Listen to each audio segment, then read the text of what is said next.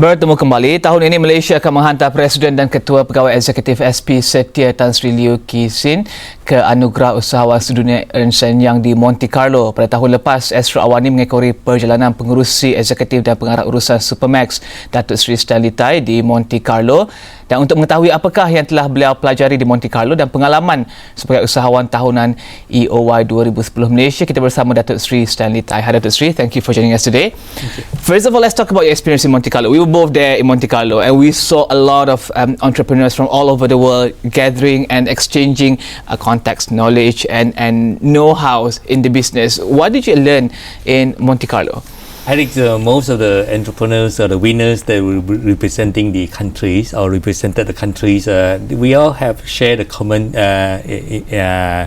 something that in common, the spirit of entrepreneurships, and also the drive of moving their company to the next level. And I think we see a lot of things in common among ourselves. And it also provide a good platform for networking among all the entrepreneurs from around the world. Do you guys still keep in touch? Yeah, I think yes, we do. We have a couple of them still in communications, and also some of them are in my Facebook network. Yes. Let's talk about some of the things that Malaysia entrepreneurs can learn from entrepreneurs all over the world, because I think we have a different practice, and maybe people in Brazil or Finland or in America, they have their different practice on how to become successful in their own field as an entrepreneur. Maybe you can share with us what are some of the things that Malaysian can maybe learn from other people, other entrepreneurs. I think Malaysia in general, we are quite exposed worldwide, and whatever that in terms of technology, whatever, and also in terms of also communication skill, I think we do possess certain degree of something that extra that we could actually compete in the world market in terms of, especially communication. And I have seen some entrepreneurs represented their countries. They are not well spoken in English, for example. And I think English is the international language. I think Malaysia had the edge to present ourselves at the international stage. I think so. Therefore, I think the language is very, very important in school. That the more languages you can speak, the better. Would you say that education would be the most important thing to prepare entrepreneurs to become world entrepreneurs like yourself? Yeah, certainly. I think education is a key for your success, so it's a foundation. I have seen somebody that who have not gone through a certain tertiary education. They might be very good on business acumen and all that, but when you reach to a certain level, there is a limit that you can go. So education obviously play a very, very important role for you to excel at the international scene, especially I think networking, especially, and also the way you carry yourself, the way you communicate. I think it's very crucial for you to be somewhat of key for your success, become a world entrepreneur.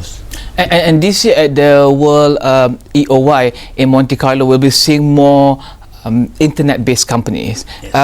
Do you foresee this to be the next trend for entrepreneurship, from manufacturing, from heavy industries to more idea-based entrepreneurs in the future? Do you foresee that happening?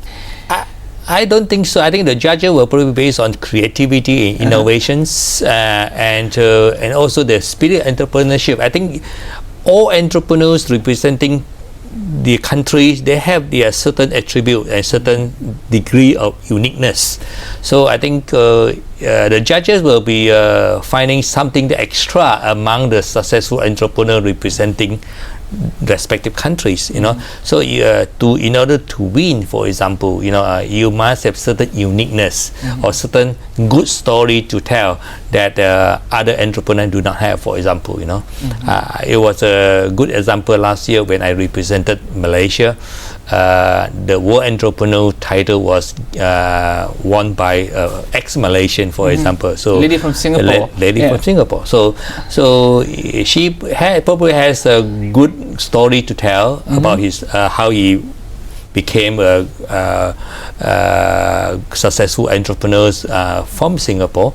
So those some attribute that put her in the better positions to win that award, because I think this title world entrepreneurships, or the title of become a world entrepreneur titles awards, actually competition are pretty keen, you know, and every winners that representing their country, they are good. Let's talk about how winning the EOY for Malaysia in 2010 has maybe changed how you look at your business. Has it changed how you look at your business? Of course, certainly it raised the profile of how we do business, and also at international level. And today, you know, you talk about internet and communications. Anybody who want to know about Supermax, all they need to do is just Google our name or company names, and they can instantly retrieve a lot of information, corporate informations. And one of the information they could easily retrieve is, you know, Supermax is the one of the winner of the World Entrepreneur, or one of the Entrepreneur of the Year, representing the countries. And maybe we can talk a bit on Supermax, okay? Because you're here. Let's talk about Supermax for 2012. What are your expectations, and do you foresee the glove market will maybe be better this year than last year? I think yes. I think last year was the most challenging year in terms of rising costs, material costs, and volatility of foreign exchange, as well as the raw materials. I think as we speak today, I think raw material prices have come down substantially, and I think that will bring down our manufacturing costs, and then provide better competitiveness in terms of to the global market. And if we compare to other type of gloves, natural rubber glove will become more competitive. Of course, we are not only today restricting to producing natural rubber gloves, we are also producing nitrile glove, which is coming from the synthetic materials from crude oil. So both combined, I think the business for this year will be much better than last year, for example, because I think the manufacturing costs will be more stable, and the material costs for natural rubber latex will be much lower. And in which half will this be happening, do you think? We see this second quarter and third quarter onwards. I think the industry will perform better. Okay, thank you very much Datuk Seri Stanley yang bincangkan tentang pengalaman beliau di Monte Carlo dan juga tentang Supermax, dan kita akan berhenti di sini saja. Saya Rizal Zulkifli, teruskan menonton Bisnes Awani dan juga Astro Awani, berita segala dimensi. Salam hormat. Thank you very much. Thank you very much. Got hiccup, No, it's good.